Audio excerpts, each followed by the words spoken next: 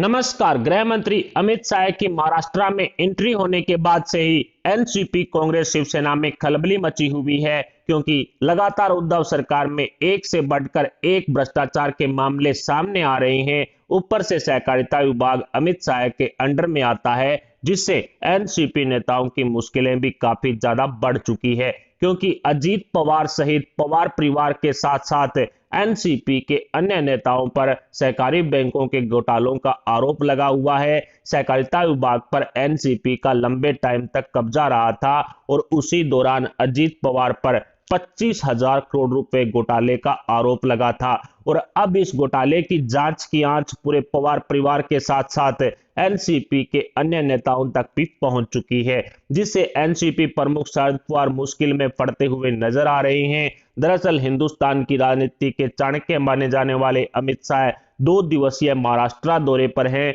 और इसी दौरान अमित शाह सहकारिता विभाग के अधिकारियों की कई बैठकें लेंगे, जिसमें सहकारिता विभाग में हुई लूट खसोट की सारी जानकारी हासिल करेंगे। इसी जानकारी में एनसीपी के नेताओं द्वारा किए गए घोटाले सामने आएंगे, तो फिर एनसीपी के नेताओं में हड़कंप मचना लाजमी है। ऊपर से एनसीपी सुप्रीमो शरद पवार को अमित शाह के किसी भी प्रोग्राम में आमंत्रित नहीं किया गया है, जो भारतीय जनता पार्टी की महाराष्ट्र की राजनीति में उथल पुथल मचाने वाली चाल भी हो सकती है, क्योंकि इन घोटालों के उजागर होने से बचने के लिए एनसीपी नेताओं को अमित शाह के सामने गिड़गिड़ाने का मौका भी नहीं मिलेगा।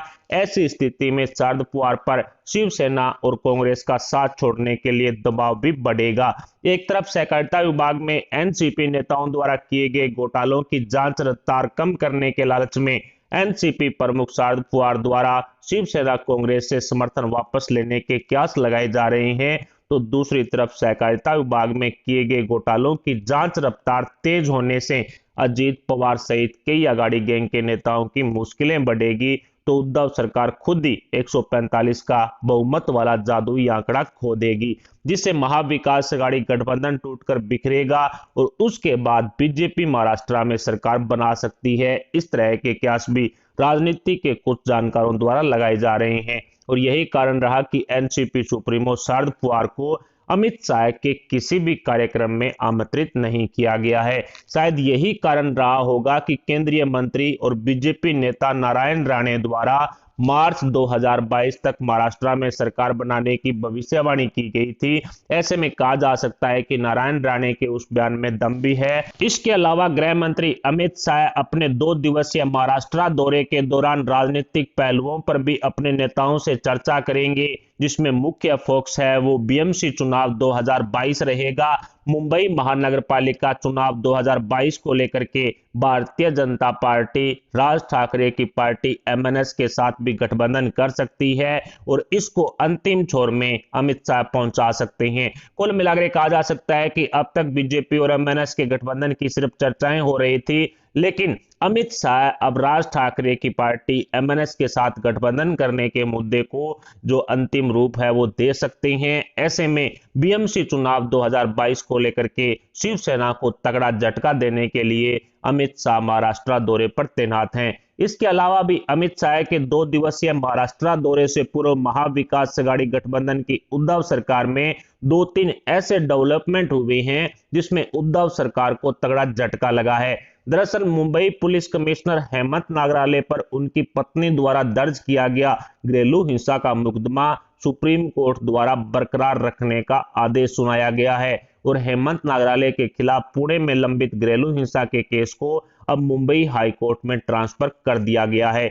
2018 में निलंबित किए गए पुलिस अधिकारी हेमंत नागराले को उद्धव सरकार द्वारा मुंबई पुलिस कमिश्नर पद पर नियुक्त किया गया और भ्रष्टाचारियों के सरदार परमबीर सिंह की जगह भी पूर्व में एक निलंबित पुलिस अधिकारी को ही रख लिया गया है। पुलिस कमिश्नर मुंबई के पद पर नियुक्त कर दिया गया है। ऐसे में पूर्व में निलंबित किए हुए अधिकारियों की पुनः नियुक्ति करने के कारण उद्धव सरकार सवालों के घेरे में है कि ऐसे क्या कारण हैं जो उद्धव सरकार पहले से सस्पेंड अधिकारियों को दोबारा नियुक्तियां करवा रही है। सचिन वजय हो, परमबीर सिंह हो, हेमंत नागराले हो आदि ऐसे अनेकों उदाहरण हैं जो किसी न किसी आरोप में सस्पेंड हो चुके हैं, लेकिन महाविकास अघाड़ी गठबंधन की उद्धव सरकार इन्हें बहाल कर दोबारा नियुक्त कर रही है। मुंबई पुलिस कमिश्नर हेमंत नागराले के खिलाफ दर्ज घरेलू हिंसा के मुकदमे को रद्द करने के लिए सुप्रीम कोर्ट में याचिका दायर की गई थी, जिस पर सुप्रीम कोर्ट ने अपना फैसला सुनाते हुए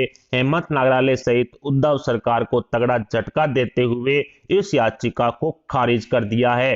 हेमंत नागराले के खिलाफ पुणे कोर्ट में घरेलू हिंसा का जो मुकदमा चल रहा था उसे अब मुंबई हाई कोर्ट में ट्रांसफर कर दिया गया है। आखिर घरेलू हिंसा के आरोपी हेमंत नागराले को उद्धव ठाकरे कैसे मुंबई पुलिस कमिश्नर के पद पर नियुक्त कर सकते हैं, ये बड़ा सवाल अब विपक्ष के साथ साथ आम जनता भी महाराष्ट्र की उद्धव सरकार से पूछ रही है। हेमंत नागराले की पत्नी प्रतिमा नागराले ने 2011 में घरेलू हिंसा का केस है वो इनके खिलाफ दर्ज करवाया था, जिसके बाद से ही मुंबई पुलिस कमिश्नर हेमंत नागराले सवालों के घेरे में घिरे हुए हैं।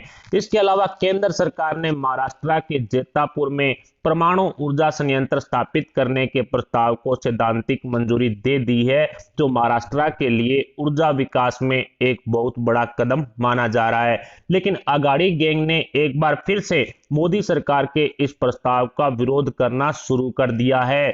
1650 वाट के 6 परमाणु बिजली संयंत्रों की स्थापना से महाराष्ट्र में 9,900 मेगावाट की क्षमता वाला परमाणु बिजली उत्पादन स्थल बनेगा, जो महाराष्ट्र की जनता के लिए एक वरदान साबित होगा। लेकिन एनसीपी नेता नवाब मलिक सहित उद्धव सरकार में राज्य मंत्री जितेंद्र सिंह ने इस परियोजना का विरोध करना शुरू कर दिया है, क्योंकि एनसीपी महाराष्ट्र की जनता की भलाई के बारे में सोचना ही नहीं चाहती। ऐसे में कहीं ना कहीं उद्धव सरकार को बदनाम करने की कोशिश एनसीपी के नेताओं ने फिर से शुरू कर दी है।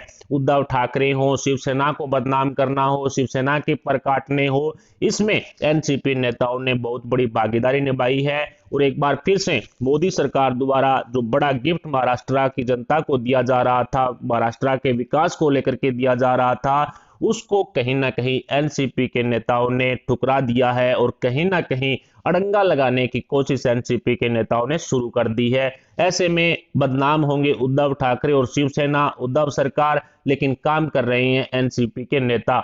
ऐसे में अगाड़ी गैंग के नेताओं की मानसिकता है वो जनता जनार्दन के सामने आ रही है कि किस तरह से विकास कार्यों में अड़ंगा अड़ाने का काम एनसीपी, कांग्रेस, शिवसेना के महाविकास अघाड़ी गठबंधन के मंत्री और इनके नेता कर रहे हैं। एक तरफ भ्रष्टाचारियों को कहीं ना कहीं पुलिस महकमे के अंदर नियुक्तियां दी जा रही है, जो निलंबित हो चुके हैं, सस्पेंड हो चुके हैं, उनको दोबारा नियुक्तियां दी जा रही है। उद्धव सरकार के इस फैसले से महाराष्ट्र की जनता भी शॉक्ड है कि आखिर उद्धव ठाकरे ऐसा क्यों कर रहे हैं। फिलहाल महाविकास अघाड़ी गठबंधन में अमित शाह के द्वारा उठाए गए कदमों पर आपके क्या विचार हैं? क्या अमित शाह सहकारिता विभाग को लेकर के पवार परिवार पर शिकंजा कसेंगे? क्या पुलिस कमिश्नर जो हेमंत नागराले हैं उनकी नियुक्ति को लेकर के उद्धव सरकार किसी तरह का जवाब देगी? इस पर आप अपने विचार हमें कमेंट बॉक्स में जरूर बताएं। साथ ही वीडियो को लाइक करके हमारे चैनल को सब्सक्राइब जरूर कर लें। अभी के लिए इतना ही, मिलते हैं अगली बड़ी अपडेट के साथ। तब तक के लिए जय हिंद, जय भारत।